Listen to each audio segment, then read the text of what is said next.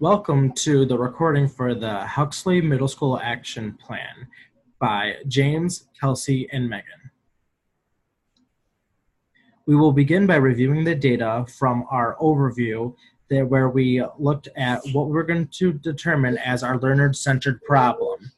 If you look at the graph, you can see that there are low scores in mathematics, and they maintain the lowest score up until the outlier of to the 2015-2016 school year, which you see that writing is lower. If we look at more data later on, we saw that only 8th grade had assessments that we could pull to evaluate the writing scores. The second graph we have for you is talking about the math performance by grade level. Again, we see that is below 20% passing rate for all 3 years up until the 8th grade of the final year. We attribute the higher 8th grade scores to the increase of rigor for the mathematic curriculum due to the principal that had a background in mathematics.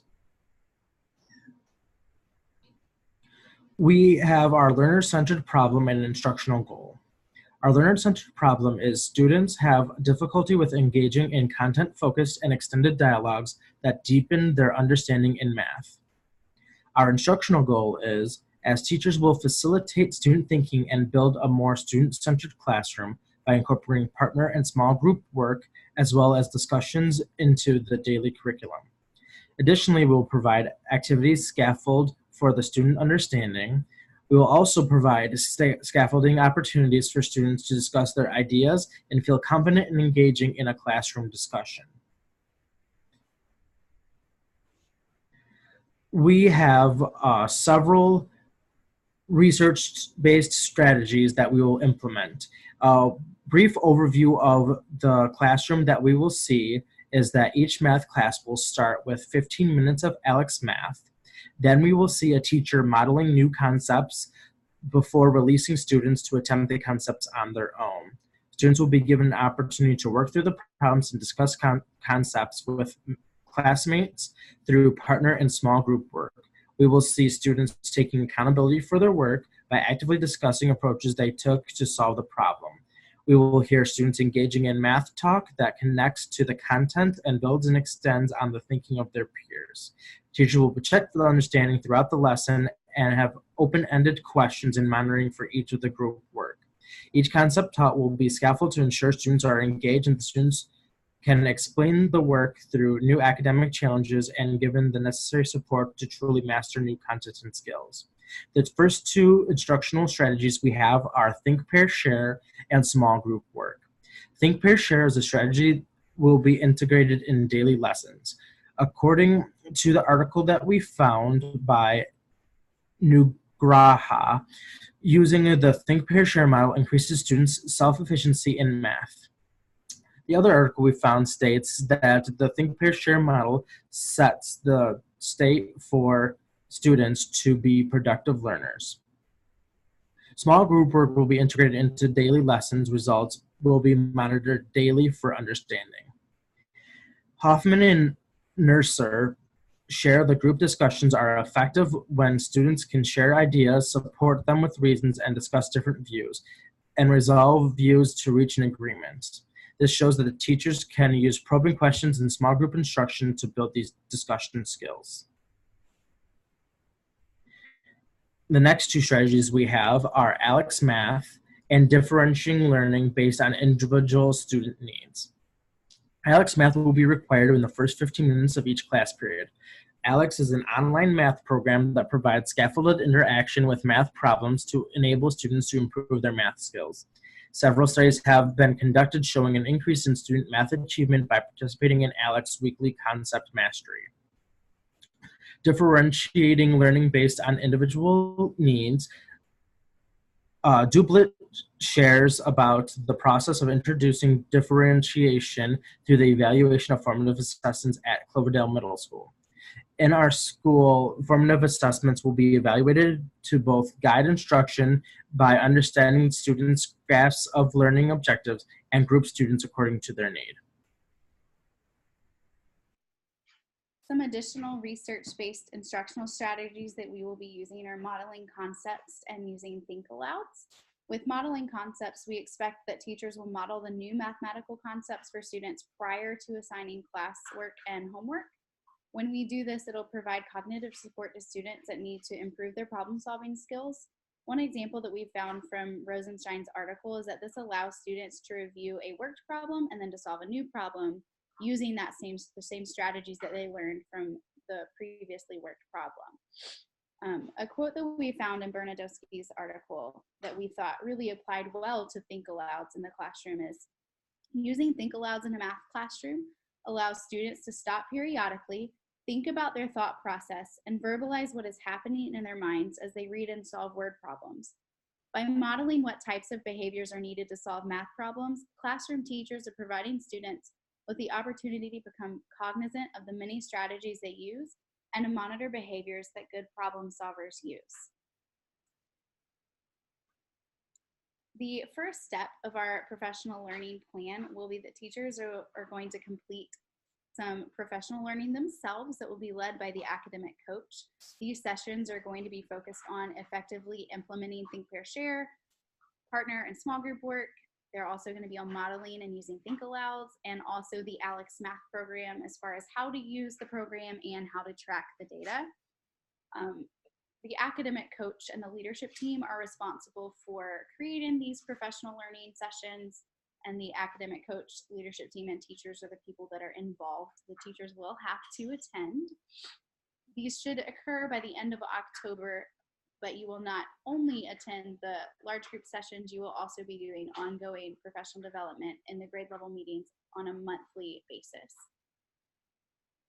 The way that we will see evidence of this is that your lesson plans will include the aspects that you are learning about. The next step of our professional learning plan is that classroom teachers are going to observe lessons taught in other classrooms.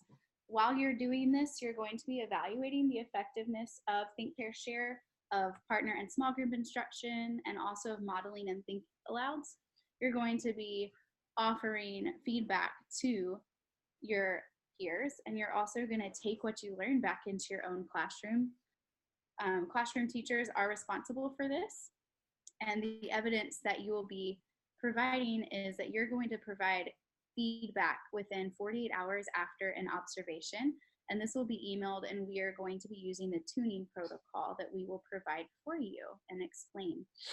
Teachers will observe at least 4 lessons that are taught by other teachers by the end of December.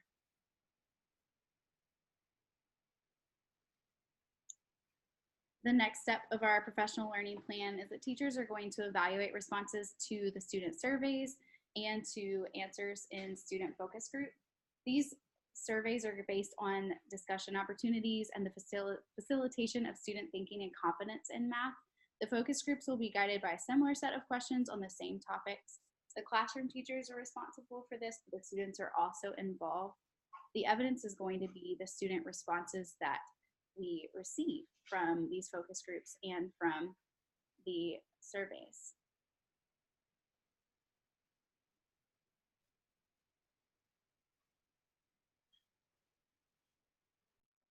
The next step in our professional learning plan will be observing in classroom students' conversations and discussions and assessing their connections to the content, the depth of their explanations, and their ability to build on each other's ideas. Teachers and students will both be responsible, as teachers will be listening to the discussion, which should be gradually taking over, students should be gradually taking over the ownership. And this should happen at least once a week during small group or whole class discussion time. And our evidence will be that students are able to engage in really extended and meaningful content-focused dialogue with their peers. The next step will be teachers evaluating their classroom assessments to view progress and to see if these implementations of Think, Pair, Share, and discussion and dialogue and Alex Math are really paying off in students' achievement progress. Classroom teachers will be responsible for evaluating these assessments and kind of tracking their progress throughout the year. And this will happen bi-weekly, beginning the first week of school. And again, all of these performance results will be documented on a data tracker. The next step, again, will also be evaluating benchmark assessments and statewide assessment data. And this responsibility will fall to the academic coaches, involving both classroom teachers and their academic coaches. This happens monthly for benchmark assessments, and then in June for the statewide assessment. And our evidence of progress will be that student performance data. The next step will be teachers asking questions and pushing students to explain their answers and engage in, again, those content-driven discussions. Coaches will be involved in this process as well as teachers, making sure we're implementing these types of questionings and really getting students to explain their thought process, which will also be helped through the Think Alouds that we'll be implementing as well. This will happen during partner, small group, or whole group class discussions, and we will get our evidence of students really getting or explaining their thought processes in the observation feedback and the quality of the conversations that they are able to engage in with their peers. Our evaluation plan, we will be looking in terms of summative data. We'll be looking at the performance series, NWA MAP growth assessment data, and statewide assessment data. And these will be available, again, kind of looking at our school across the district and the state.